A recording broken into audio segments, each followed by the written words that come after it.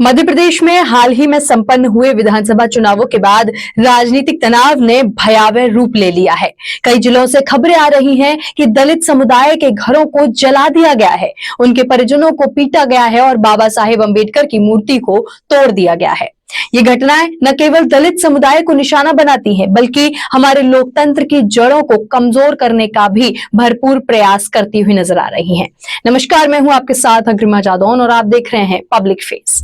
इस हिंसा से जुड़ी कई खबरें लगातार अलग अलग न्यूज पोर्टल्स द्वारा प्रकाशित की जा रही हैं। जैसे नवभारत टाइम्स के इस आर्टिकल की हेडलाइन को देखिए, इसमें साफ साफ लिखा हुआ है कि एमपी विजयपुर में वोटिंग के बाद बवाल, दलितों के जलाए घर, बाबा साहेब की मूर्ति तोड़ी, बीजेपी के लोगों पर आरोप।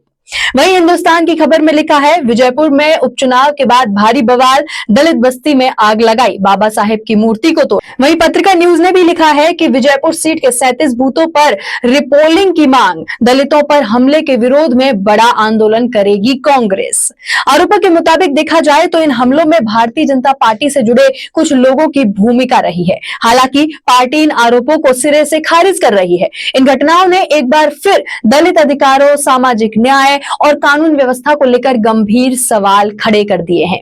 एनबीटी की यानी कि नवभारत टाइम्स के इस खबर के मुताबिक बताएं तो बुधवार देर रात गोहटा गांव में दबंगों ने दलित बस्ती में दबंगई दिखाई है। इन लोगों ने कई घरों में तोड़फोड़ की है, साथ ही झोपड़ी में आग लगा दी है। इसके साथ ही बिजली के पोल को भी तोड़ दिया गया है। आरोप है कि उपद्रवियों ने ट्रैक्टर से बिजली के खंभे उखाड़ दिए हैं। घटना के बाद गांव में दहशत का माहौल है। हालांकि अभी तक पुलिस में कोई शिकायत नहीं हुई है। साथ ही मध्य प्रदेश के सागर जिले के पास के एक गांव में हिंसा का सबसे ज्यादा असर देखा गया। चुनाव परिणाम घोषित होने के तुरंत बाद रात के अंधेरे में दलित समुदाय के लगभग 10 से 12 घरों को आग के हवाले कर दिया गया। स्थानीय निवासियों के अनुसार ये हमले योजनाबद्ध तरीके से थे और चुनावी रंजिश के कारण बताए जा रहे हैं। प्रभावित परिवारों ने बताया कि उनके पास घर से बाहर निकलने तक का समय नहीं था। उनकी संपत्ति, अनाज और घरेलू सामान सब जलाकर राख हो गया। और यही नहीं, वोटिंग के दौरान भी विजयपुर में खूब हंगामा हुआ है। इस दौरान लोगों ने पीठासीन पदाधिकारी को भी पीट दिया था और प्रशासन ने भी एहतियात के तौर पर दोनों प्रत्याशियों को नजरबंद रखा था। लेकिन यह हंगामा यही नहीं रुका, बल्कि घटना के दौरान गांव में स्थापित बाबा साहेब अंबेडकर की प्रतिमा तक को तोड़ दिया गया।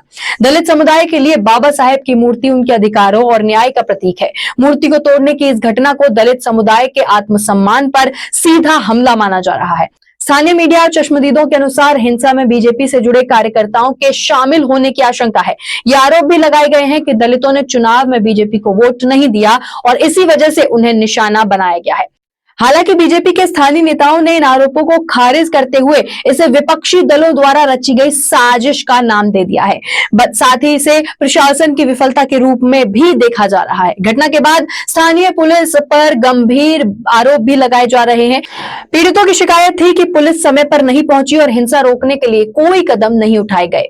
कई पीड़ितों ने यह भी कहा कि एफआईआर दर्ज करने में पुलिस ने जानबूझकर देरी की, यानी कि यहां सीधे सीधे पुलिस के किसी बड़े नेता या फिर यूं कहें कि पार्टी और सरकार के साथ मिले होने के संकेत दिए जा रहे हैं। इसके अलावा घटना के कई दिन बाद भी प्रभावित परिवारों को कोई मुआवजा या फिर राहत नहीं मिली है। बच्चों और महिलाओं सहित कई परिवार खुले में रहने को मजबूर हैं। राज्य सरकार की ओर से केवल बयानबाजी ही आ रही है, लेकिन जमीनी स्तर पर कोई ठोस कदम नहीं उठाए गए हैं। राज्य और केंद्र दोनों जगह बीजेपी सत्ता में है। ऐसे में सवाल उठता है कि क्या पार्टी अपने कार्यकर्ताओं पर नियंत्रण रखने में नाकाम हो रही है? दलित समुदाय के खिलाफ हिंसा की घटनाएं पहले भी होती रही हैं और हर बार इन्हें साजिश कहकर खारिज कर दिया जाता है। इस पर विपक्ष की प्रतिक्रिया क्या है वो भी जान लेते हैं। तो देखिए, कांग्रेस और अन्य विपक्षी दलों ने इस घटना पर कड़ी प्रतिक्रिया दी है। पूर्व मुख्यमंत्री कमलनाथ ने इसे बीजेपी की दलित विरोधी मानसिकता का परिणाम बताया और सरकार से तुरंत कार्यवाही की भी मांग की। हालांकि विपक्ष की भूमिका भी सवालों के घेरे में है। आरोप है कि उन्होंने इस मामले को केवल राजनीतिक लाभ के लिए उठाया है, लेकिन पीड़ितों तक मदद पहुंचाने के लिए कोई ठोस कदम नहीं उठाए गए। इस घटना के बाद से दलित समुदाय में भारी डर और असुरक्षा है। एक महिला ने कहा कि हमने हमेशा बाबा साहेब के आदर्शों पर विश्वास किया, लेकिन अब हमें लग रहा है कि हमारी आवाज को दबाने की कोशिश हो रही है। बच्चों की पढ़ाई, रोजगार और महिलाओं की सुरक्षा पर भी इस हिंसा का गहरा असर पड़ा है। इन घटनाओं ने समाज में अलगाव और नफरत की खाई को और ज्यादा गहरा कर दिया है। दलित और अन्य समुदायों के बीच अविश्वास बढ़ा है, जो भविष्य में और भी बड़े विवादों को जन्म दे सकता है। अंत में कुछ ऐसे सवाल हैं जो पूछे जाने बहुत जरूरी हैं। पहला, क्या ये घटनाएं वाकई चुनावी रंजिश के कारण हुई या फिर इसके पीछे कोई और गहरी साजिश है? दूसरा, अगर हिंसा में बीजेपी कार्यकर्ता शामिल थे तो उनके खिलाफ अभी तक कोई कार्यवाही क्यों नहीं हुई? तीसरा, प्रशासन और पुलिस की निष्क्रियता के लिए जिम्मेदार कौन है? चौथा, क्या दलित समुदाय को निशाना बनाना सत्ता का नया हथियार बन गया है? इन सभी सवालों के जवाब कहीं ना कहीं प्रशासन और शासन दोनों को देने ही होंगे। अभी अगर आगे की बात करें तो मध्य प्रदेश में दलितों के खिलाफ हुई यह हिंसा केवल एक समुदाय पर हमला नहीं है, बल्कि हमारे लोकतंत्र और सामाजिक न्याय के आदर्शों पर भी हमला है। इस घटना ने यह साबित कर दिखाया है कि हमारे समाज में जातिगत भेदभाव और राजनीतिक हिंसा कितनी गहराई से जड़ें जमा चुकी है, और खासकर बीजेपी को चाहिए कि वो इस मामले में पारदर्शिता से काम करे और दोषियों के खिलाफ सख्त कार्यवाही जरूर करे। ये वक्त है सवाल उठाने का, ये वक्त है बदलाव लाने का। इस पर आपकी क्या राय है हमें कमेंट बॉक्स में लिखकर जरूर बताएं और साथ ही बने रहे पब्लिक फेस के साथ। धन्यवाद। मिल्लत टाइम्स को जारी रखने और मजबूत बनाने के लिए हमारी आर्थिक सहायता कीजिए।